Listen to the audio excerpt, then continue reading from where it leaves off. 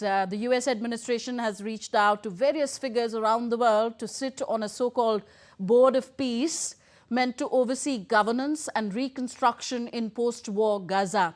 And to discuss the prospects of Gaza peace plan, we are joined by our guest, Dr. K. Jangir, expert on West Asia in the O.P. Jindal Global University in Haryana. Welcome, sir, to the program. First of all, what would you say were the broad considerations in deciding on the composition of the Gaza Executive Board? Thank you, Tanvi. Good evening. Well, like most of the Trump diplomatic initiatives, this seems very bold and new. I think the blessing in this is that this is the second phase of the Gaza ceasefire. So I think more than what it will do, what is important to acknowledge that it has stopped the fight between Gaza and Israel. Israel certainly is not comfortable with this Board of Peace. In fact, the mandate that the United Nations gave and Trump's 20 points plan doesn't mention particularly the word Gaza in it. It seems like that this Board of Peace will be, governing many other conflicts or will be advising Donald Trump on many other conflicts. But we practically understand that it's all about Gaza. Now, I was in Israel for a month and I just came back yesterday. While meeting some of the people at the Ministry of Foreign Affairs in Israel, there is a bit of a suspicion about the whole thing because of the involvement of Turkey. Forget about the fact that today we have a news that Pakistan, a country that doesn't have relations with Israel, a country that doesn't recognize Israel, a country that criminalizes travel to Israel by any Pakistani, is also invited. So I really fail to understand what Trump is trying to achieve with it in Gaza, but he certainly has something else in mind for larger coalition of the like-minded or leaders that agree to his, foreign policy wisdom. So, do you see President Trump heeding to Israel's reservations or objections to the composition of the Gaza Executive Board? Well, according to some of his senior most advisors who have been involved in this Board of Peace, they didn't consult Israel before declaring it out, which seems quite a diplomatic disaster for the Israeli Prime Minister Benjamin Netanyahu, who does in a way claim a very direct relationship with Donald Trump. The fact that Americans have kept Israel out of knowledge on the final list of the parties seems to be the signal of a discomfort between Trump and Netanyahu. According to sources, they want to tell Israel that it is no more Israel's show in Gaza. It would be an American show. Now, I have a problem with their vocabulary. To call the tragedy in Gaza a show means something else. But let's understand that right now what Trump is doing, Israel doesn't really agree to it. And we will soon hear the statement of Israeli Prime Minister in a day, I suppose. All right. Moving to Trump's proposed Board of Peace, well, he has invited Egypt, Turkey, Argentina to join the board. There is Jordan, Romania, Turkish president also invited. What would you say influenced his choice of these countries? Well, if we look at Turkey and Qatar, these are the two countries that have been extremely, yes countries to Donald Trump.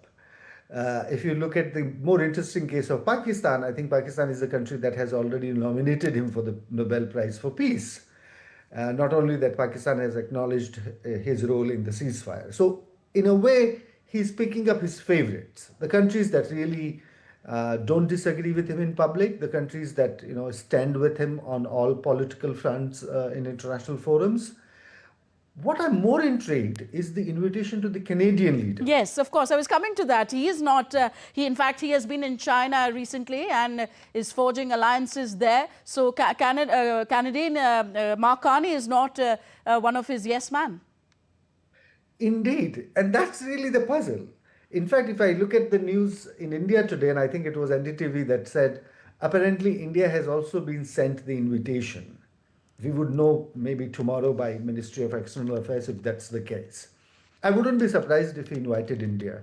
I think he also invited India for this very famous summit in Egypt the Sharm el Sheikh summit where his famous ceasefire was signed. But coming back to Canada, I think he also understands that only the regional countries and only the yes countries to Donald Trump will make this Board of Peace less,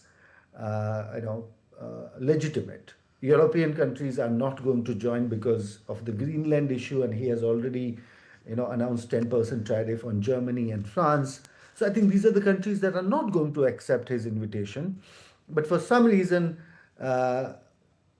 Canada is willing to, and they said, we have got it, we confirm, and we are working on the details. So I think Canada is a country that he really found in a sweet spot, and Canadians are careful not to decline it.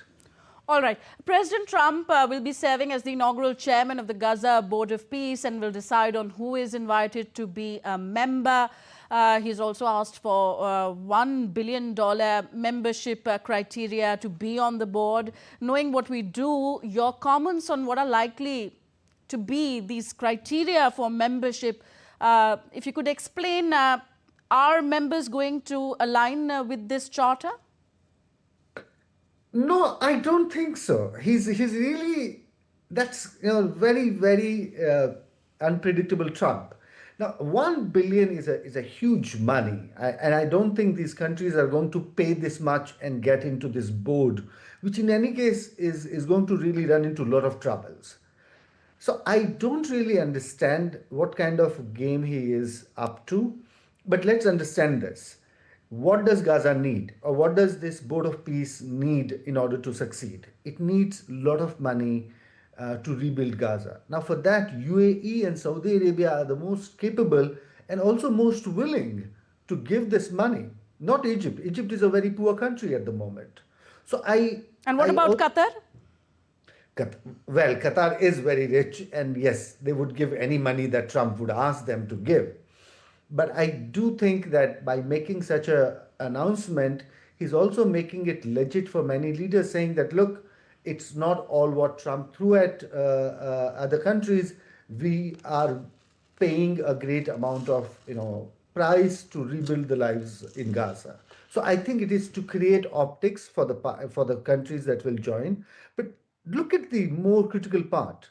Hamas has refused disarmament. And what would be more critical part of this arrangement is called a stabilization force. Now, for that, he's picking up somebody who's a commander of the US forces. So I'm more curious to know what would that stabilization force mean? Will it also have soldiers from these countries that are joining the Board of Peace? Will these countries, send their soldiers to stand and maybe have a direct fight with Hamas that doesn't really agree to complete disarmament? So I think there is a bit of a gray area in what he's announcing. Maybe he's throwing big words, and the real battle in Gaza is still open-ended between Hamas and what's going to be the stabilization force against. Okay. Let's talk a little bit about Israeli Prime Minister here. After objecting to the composition of the Gaza Executive Board, Netanyahu convened a meeting of his ruling coalition partners. How much pressure would you say Netanyahu is likely to encounter from Israel's far-right governing coalition regarding the Executive Board's composition? Well, he's going to really have a hard moment there. However, those hardliners will not cause any fall of the government. Let's understand, the hardliners are there in the government, and they have, by all means, not given any tangible threat to, fall the government. So I don't think he will fear for his government in Israel. In any case, in less than 8 months, Israel is due for its national general elections in the month of October this year.